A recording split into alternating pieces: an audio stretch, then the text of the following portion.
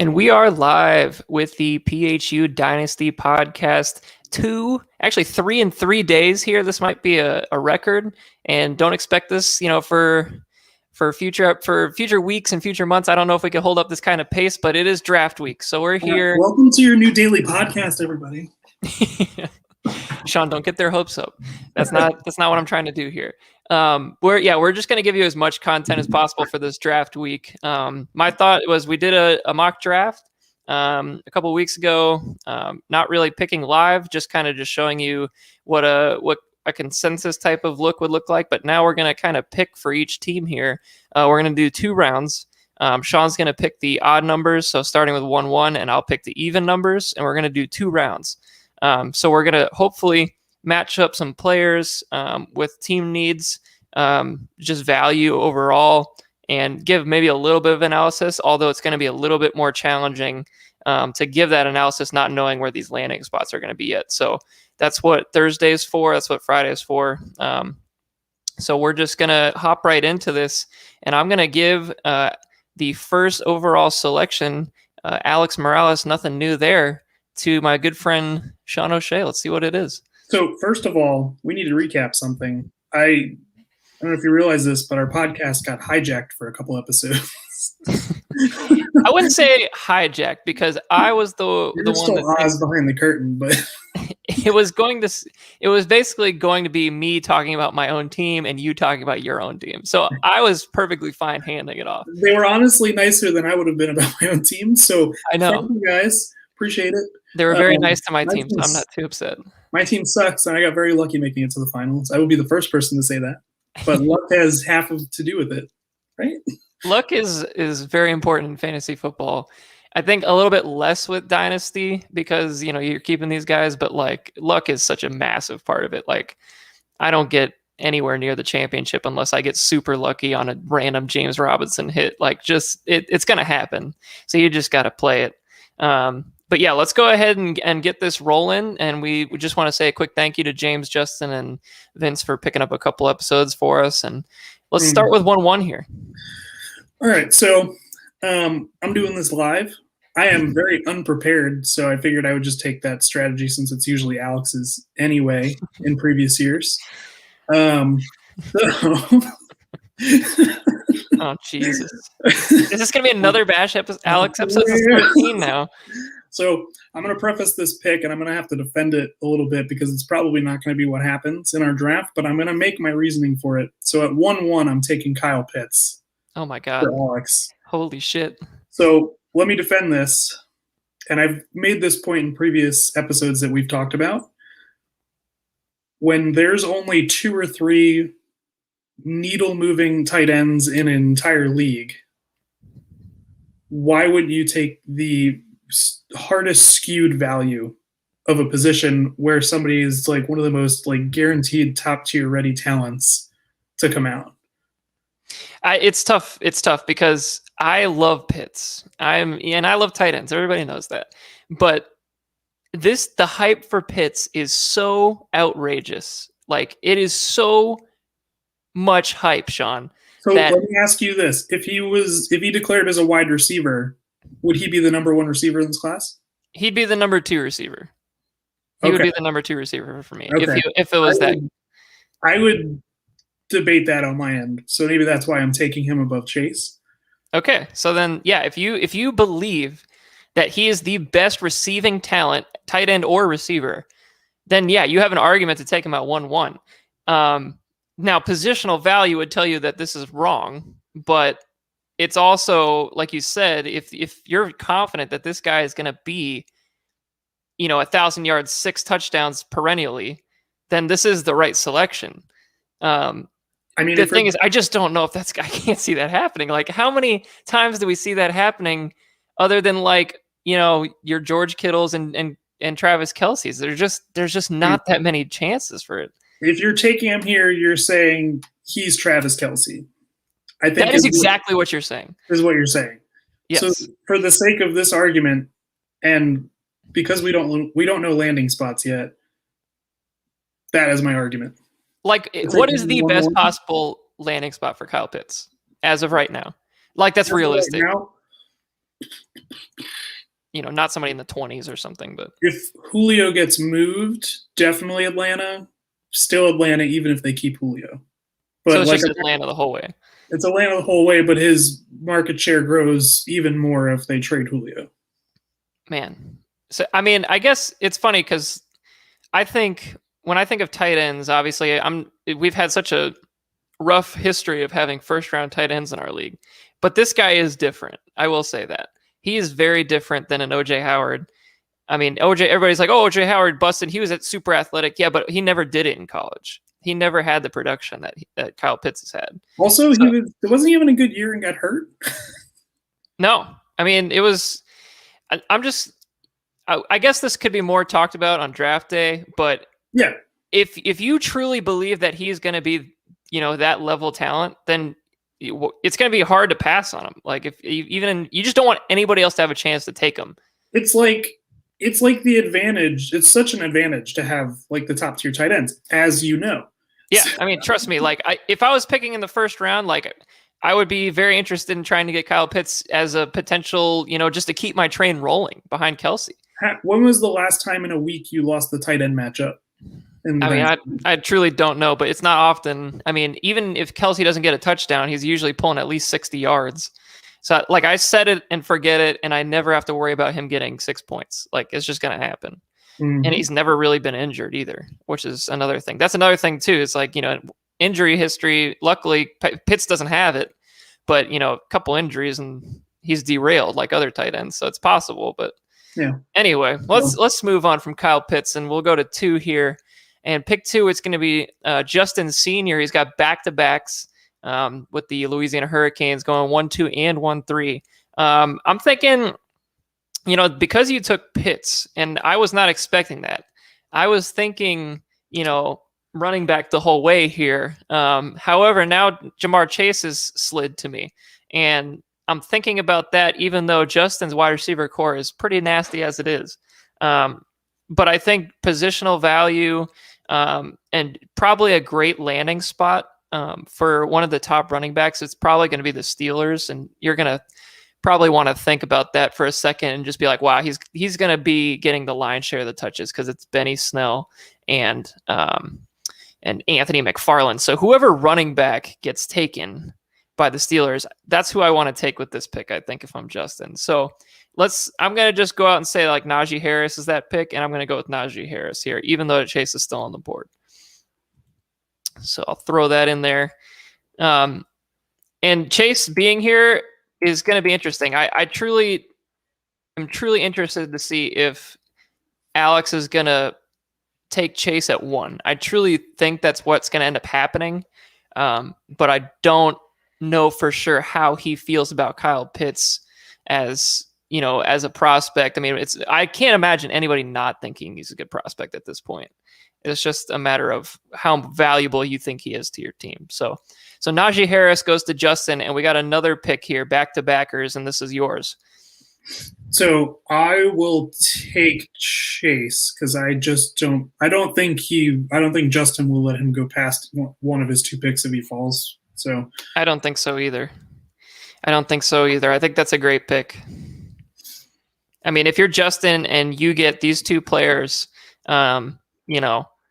like how could you argue with this level of talent? I mean, it's just unbelievable. I mean, is it safe to say that he was find him in here. the best receiver on that team 2 years ago? Oh, I'm so stupid, Sean. I put in like the position value or position groups are only quarterback, running back, tight end. So I gotta switch that real quick. But anyway, go ahead and talk about Ja'Marr Chase a little bit while I'm doing this. I mean, like you just said, he was probably the best receiver on that team 2 years ago, right? With Jefferson on it, arguably. He was better than Jefferson was. He had an unbelievable season. People really don't think about that. I can pull up the statistics. He was outrageously good. So there's a little bit of Ja'Marr Chase's season. So in 2019, 84 receptions, 1,780 yards, and 20 touchdowns. That's just sick. It's just sick. I mean, he was a big reason that Burrow had such a monster year. Even with all those stats, total touchdown percentage on that team was 35%, and he had 20 touchdowns. So that's so nuts. Okay, we're back. Yeah, I mean, he was huge. His dominator rating was 33%, and he had 20 touchdowns and 1,700 yards. I don't know. That's such an anomaly, it feels like, of the season. Because how many touchdowns did Burrow have that year? It was, I think, like 60. 60, right? Right? It was stupid. 33%, right? So, yeah, 35%. 61, 62. That's... you can't pass on that. And he did it all as a sophomore. I mean, that's just unreal. In the SEC, I mean, like, what else do you want? He's to me, he's a bulletproof prospect. Like, if he busts, you can't even, like, nobody's gonna ever give you shit because this is the right pick. Yeah. So at 1-4, we have Vincent Patrignani, and the Swallows made a move to get this pick. And I like the move. It was a bold move. He's basically ensured himself that he gets one of the top 6 prospects, at least, if not 2, because he has 1-6 as well. So I think in this scenario, running back.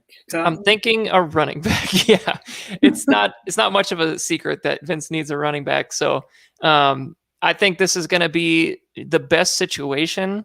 But I think I'm going to go Javonte Williams here, because I just want to I think he has a little bit less bust potential. So I think that's something that Vince values is a little bit of safety. So I'm going to go with Javonte Williams.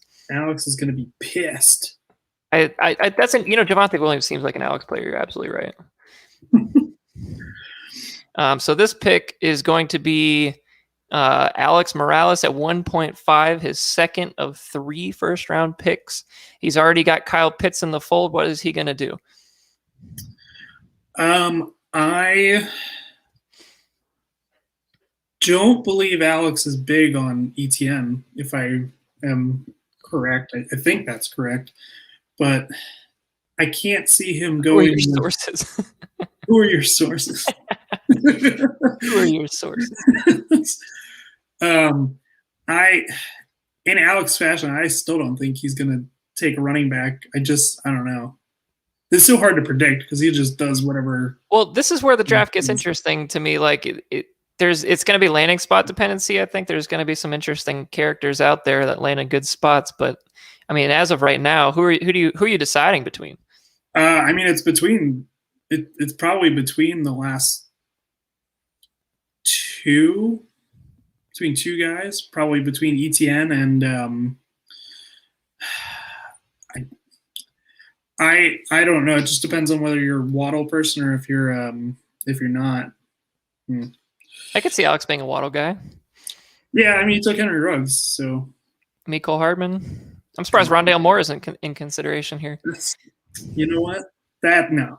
I was gonna say that would really fuck up his mock. I think I already did that at 1-1, but it's fine. You kind of did, but I like the discussion. I'm gonna take ETN. I think you can't if you're serious about really starting to bring the team back this year, then I don't see how you can't take one of the 3 running backs with one of your 2 picks in the first round. So again, I'm gonna try. As previous stated, apparently his wide receiver core is better than mine, so he doesn't need a wide receiver, I guess. Not so, I mean, that's debatable. I think something I hadn't really thought about with the Pitts selection at 1-1 is, let's say Jamar Chase ends up in Cincy, right?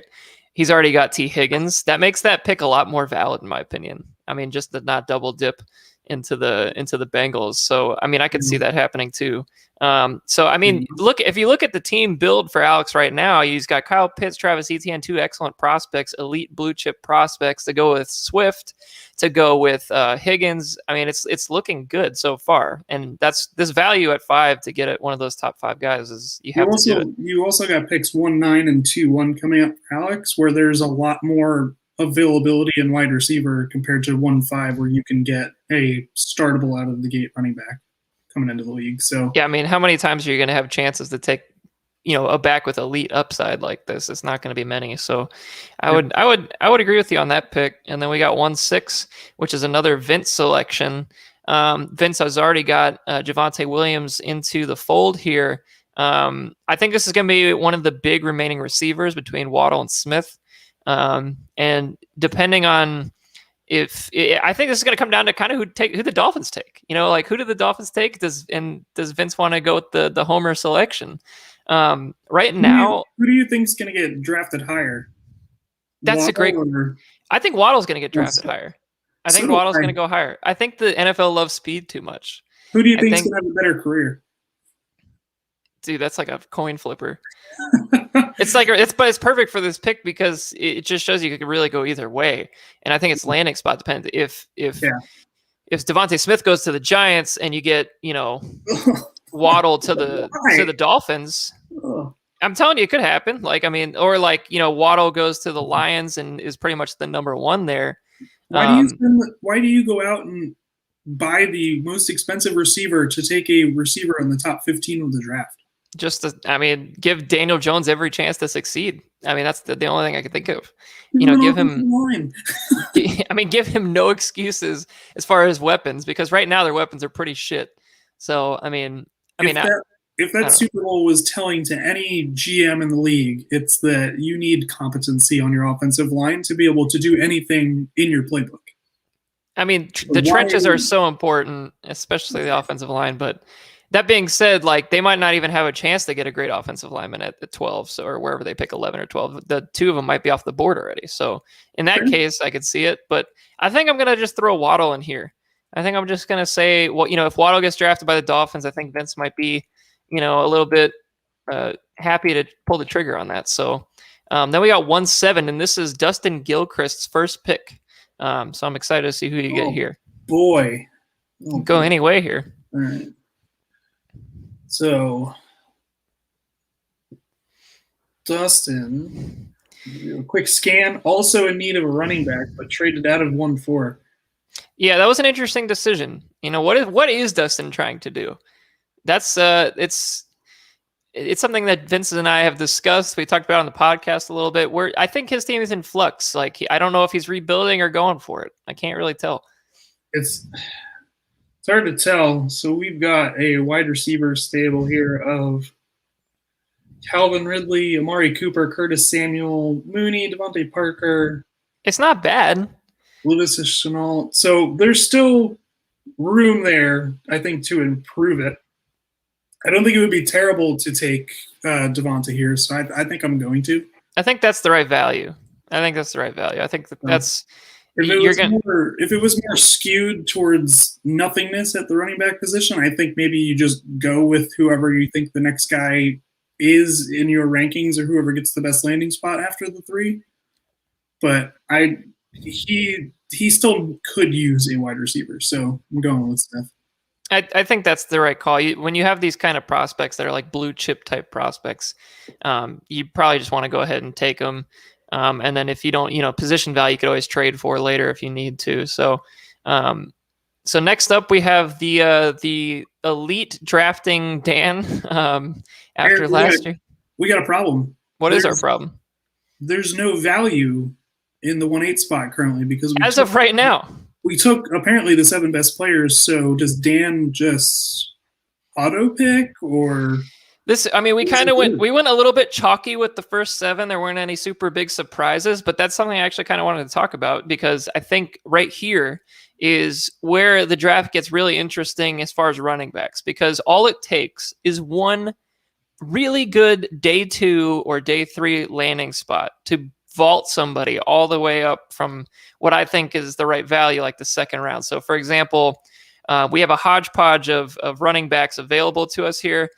We got Kenneth Gainwell, we got Jermar Jefferson, we got Khalil Herbert, we got Michael Carter. I think one of those guys is going to catch a good landing spot. And then that guy is going to rise up to a late first round status. So I'm going to go ahead and do that here with this pick, just because I think that's what's going to happen. So I'm going to say that Kenneth Gainwell, let's just assume that he gets drafted by like the Bills or something, and he flies all the way up the radar, and this is going to be his pick here. So I'm going to throw in Gainwell.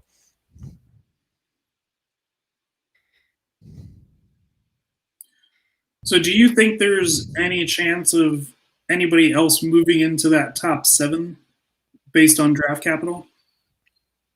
It's going to be tough. I think It's going to have to be a running back, like, because the receivers usually are pretty chalky in almost every draft we're in. No matter what their landing spot are, like they can kind of find their way up depth charts if they're good enough. Whereas running backs, that may not be the option. So I could see Gainwell or another running back coming up into the top 7 if there's a good landing spot. Alrighty then. Oh boy, would you look at that? It's you at 1-9, and it's going to be another Alex Morales selection. It's another Alex pick. What a surprise.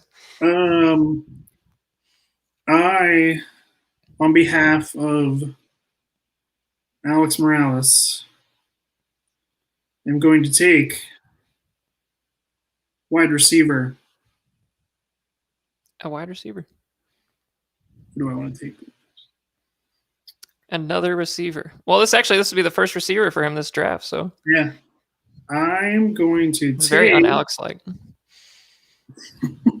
He's a new man, Eric. I don't know if you heard his State of the Union, but he did tell me that in the State of the Union that he's switching up his drafting strategy. So maybe this is the year.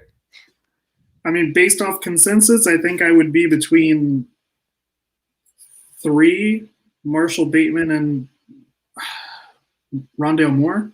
I think you're on the right track for sure. One of those 3. So I mean, if Alex is to be believed that he likes Ruggs because he gives him the boom or bust, I think maybe he's going to want a more consistent receiver then to kind of pair with that and the rest of his team. So I'm going to go with Rashad Bateman at 1-9.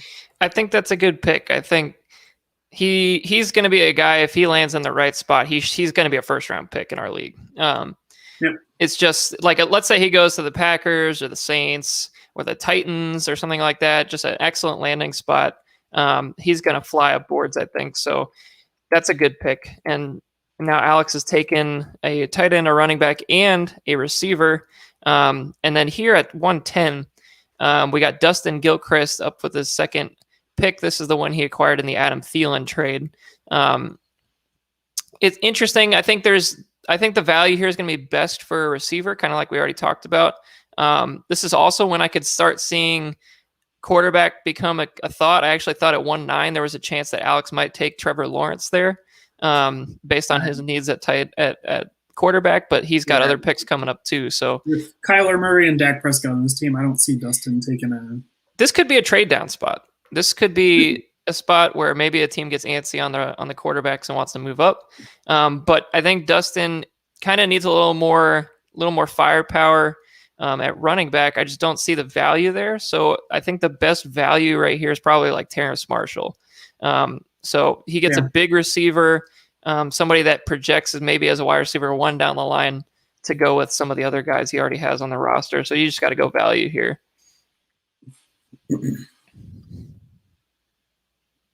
So next up, we got Alex back at 2-1.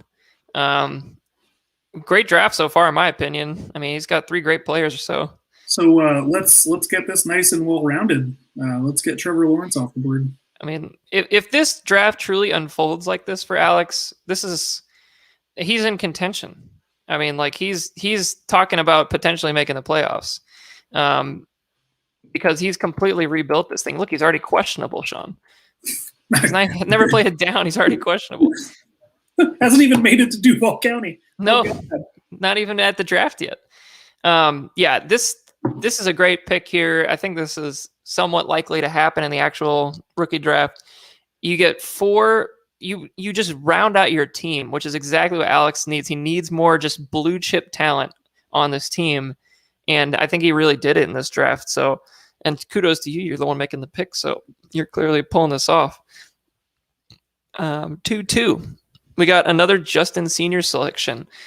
Justin is a team I could see taking a quarterback as well. He's got Joe Burrow, which is great. However, Joe Burrow may still be banged up at the start of the year. And then also, it's always nice to have 2 quarterbacks, to kind of just to ensure your safety here. The value at running back could be great at this spot if there's a good landing spot as well. I think there'll probably be a couple other good landing spots. There's still some receiver value here, however. I feel like just because I know Justin loves to take value and he loves name value as well. Like what's the best name in the draft? I think Rondale is somebody that would fit his overall draft concepts. So I think that's what he's going to go with. Rondale Moore here. I like it. Probably one of the most stacked wide receiver rooms in the league. Keep it coming. And Rondale Moore, man, dude, if he lands with like the Packers, like watch the fuck out. Like that's all of these tier 2 receivers keep getting mocked to the Packers, and everybody's like, "Oh my god, if he goes to the Packers." Dude, I'm saying, but that's the honest truth though. Like there's so many teams at the back end of the first round. I know it never happens, but still, it never happens. But what I'm saying is that outside of Jordan Love, do you remember the last skill position player the Packers took in the first round? They've never done it in like the last 10 years. They've taken defense every year, right? Aaron Rodgers. Yeah, exactly. I think they've taken a defensive lineman with like 6 of the 10 or something like that of the last 10 years. It's just unreal. And they take like Jair Alexander one year, and yeah, they're just tons and tons of defense. But right here, I think like with these back end of the first receivers for our league should also be considered for back end of the first in the real NFL draft. So you got teams like the Ravens, teams like the Titans, the Bears, the Saints, the Colts, even the Chiefs. Like that's a sneaky good landing spot. The Titans. I think the Titans is a good landing spot because they got nobody else there. They got Josh Reynolds. I don't think he projects as a wide receiver 2 there. So I think there's going to be a lot of good landing spots for these guys past pick 20. So like all these guys like Bateman, Marshall, Moore, we'll probably get to a couple more here right now. So I'll let you make this pick.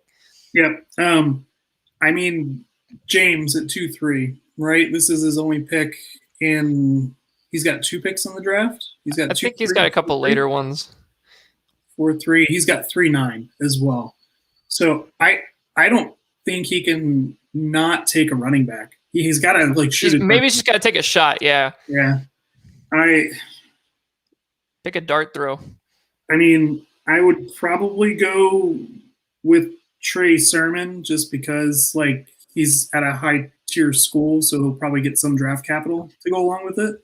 Yeah. I mean, Trey Sermon has certainly had an interesting college career. He's been a little bit banged up, but he's also played at 2 elite schools. He's played at Oklahoma and Ohio State. So, I mean, that's definitely, those are 2 powerhouse running back schools on top of actually having a really good 2022 with Ohio State. So I think that's a good pick.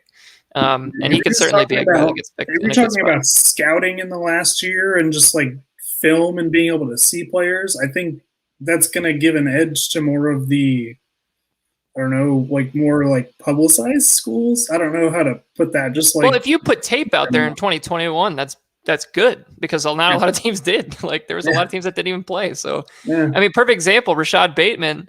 He was phenomenal in 2019. 2020 wasn't very good.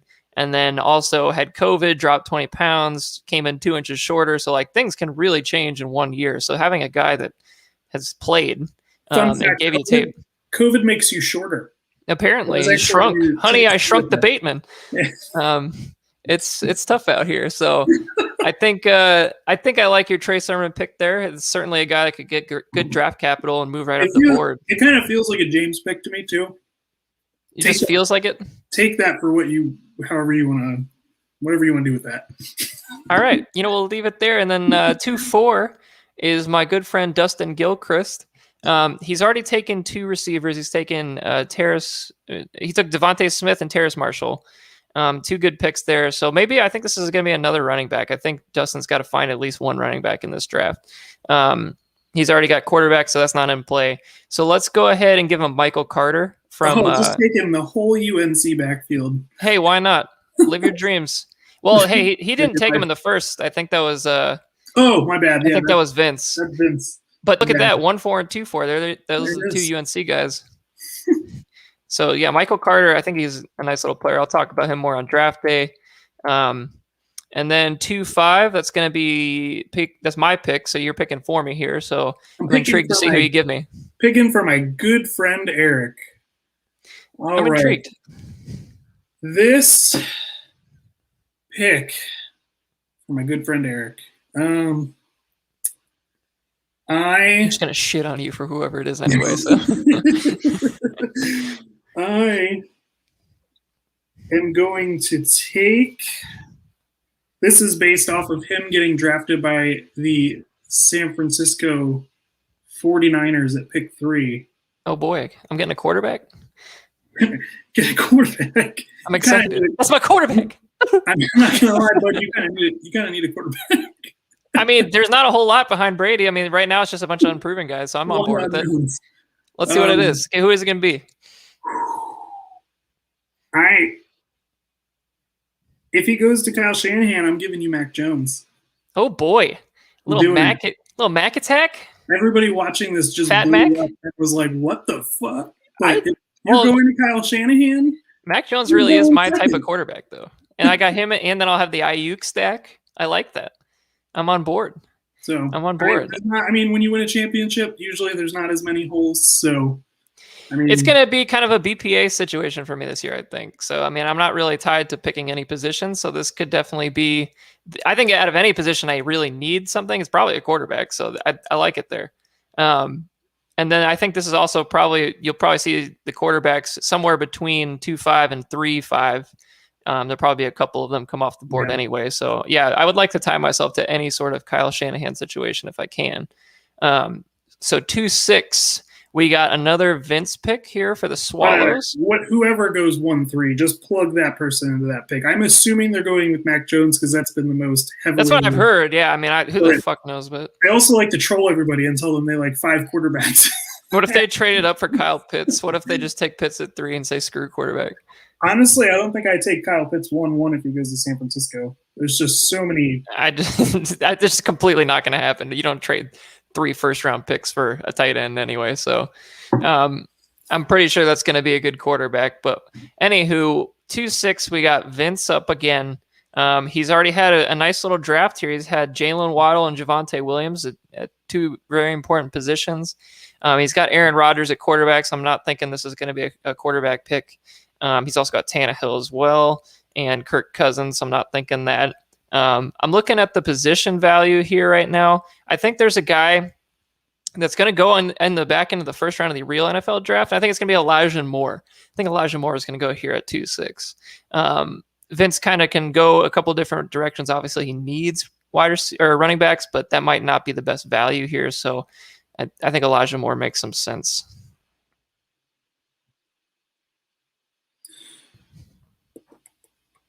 So who do we got at 2.7? It's going to be you. You're picking for yourself. So make a good one. Give out all the information. Yeah, I know you could smoke screen us here right now, live on PHU Dynasty podcast. I think that's definitely a tier break for wide receiver in this draft. I agree with you. Yeah. So that's unfortunate for me. Yeah, it's going to be tough. If that's the case, why couldn't you just what does Sean really need? Sean really could use a receiver, in my opinion. Sure could. I think receiver would be helpful. I mean, maybe now you got Goddard and Gesicki. I don't really think a tight end's in your wheelhouse here. I would look at some sort of receiver, but it's just a matter of landing spot and who you like too. So yeah, there's not a lot after that pick that I really enjoy. We're learning things live here on the PHU Dynasty podcast. Sean is realizing that 2.7 may not be the move. Send in your trade offers right now, folks. This is it. This is your shot. I think I'll give you a couple of names. I think that makes some sense here. I think hit me with it. I think one of the running backs I'm interested here, Khalil Herbert, Jermar Jefferson for the 2 running backs that I think have some pro upside. I also think at receiver, you got kind of a laundry list of kind of like wide receiver 2 types. You got Amon-Ra St. Brown. You also have Tylan Wallace. You have let's see, you're gonna have who's another second round guy that's little speed demons. There's at least 4 or 5 short receivers, kind of slot guys that end up in the right spot. I won't give out too many more names, but And then at tight end is Freiermuth, and then you got some quarterback options. So that's kind of what I'm looking at. All right. I will take, since he's going to be a total bust in the NFL. A total bust. Give me that guy, Kadarius Toney. Oh, we didn't even mention Toney. That's a great pick.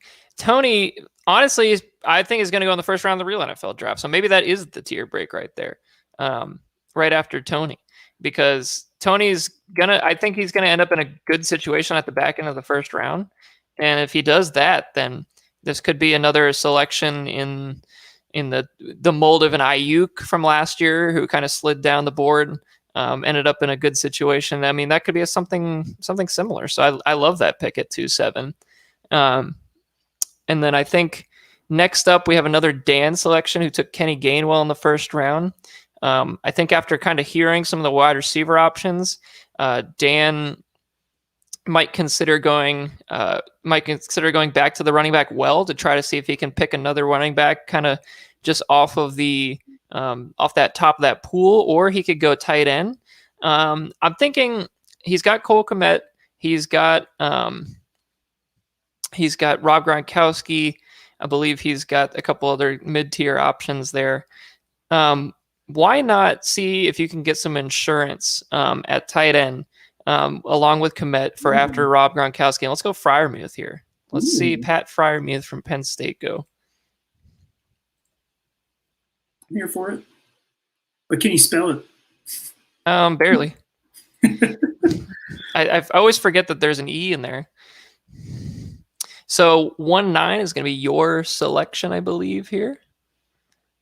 And that's, once again, your own pick. And then I have my own pick to round out this mock, unless you want to keep going. We're just giving out all the information. All right. I know. This is your smokescreen opportunity. Live your dreams. Give me Tylan Wallace. He wants Tylan Wallace. Okay. I don't think that's much of a smokescreen. He's a good player. No, he's really good. I think it's going to be hard to argue there at 2-9. And at this point, this is kind of when people are going to start taking their guys anyway. I think usually once that big tier break happens, I think that's kind of where we're going with these picks. And then, so I got 2-10. I already got Mac Jones in the fold, so I'm not going to take another quarterback, or could I? There could be, I could just solidify and take 5 quarterbacks and just roll into this league with 5 quarterbacks for this year. I think I could use a little bit more running back depth in case James Robinson takes a dump. So I'm going to look for a running back here. I'm going to go Khalil Herbert from Virginia Tech, and I'm just going to hope that he ends up in a decent landing spot, because I think he has some potential. He has good 3-down talent. So I think that's what I'm going to do. So that rounds out the second round. Let's take a quick look here, kind of do a little review. So you got Alex right at the top. I mean, Alex is the story of this draft, obviously. He's got to get this right in order to get this ship right. So Kyle Pitts, Travis Etienne. So you can do it too. Yeah. Kyle Pitts, Etienne, Bateman, and Lawrence with his first 4 picks. I mean, that is about as good as you can get, in my opinion. So we'll talk about that more on draft day as the picks happen.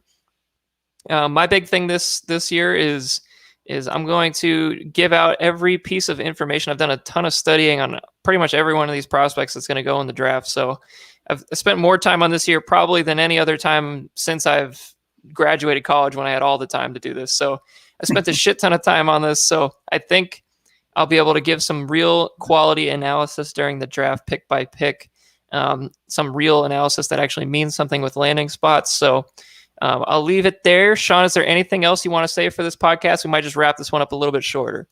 If that's the draft, Alex's team might be better than mine next year. I think Alex is really, if he takes this draft as we see it, and then has his current roster and nothing else, no trades or anything crazy happens, it's a huge increase in value in the team. I think the team looks so much better than it did last year. And I would not be thrilled to play this team anymore. Like last year I saw Alex and I'm like, oh, that's a win. Like that's how I view it right now. And if this draft happens, I'm definitely a little more scared. And I guess really at the end of the day, we all know he's probably not going to win the championship next year. I mean, obviously he might not even make the playoffs, but with this draft, he gives himself a shot in the next couple of years. And that's really what you got to be looking for if you're Alex. So yeah, anything else? I have nothing else to give you, sir. Nothing else to give you, but me and Sean are going to be running this live stream on draft day. So we got, man, we're 2 days away from the real NFL draft. I'm really getting hyped. It's going to be great. And this is officially going to be the last podcast until the draft. I said that yesterday, but this I have no more content to give to you guys at this point. So this is a bonus episode. So this is going to be it. So until the draft, I will see y'all and enjoy the draft and eat lots of chips and drink lots of beer and have a great time. So we'll see y'all later. Bye.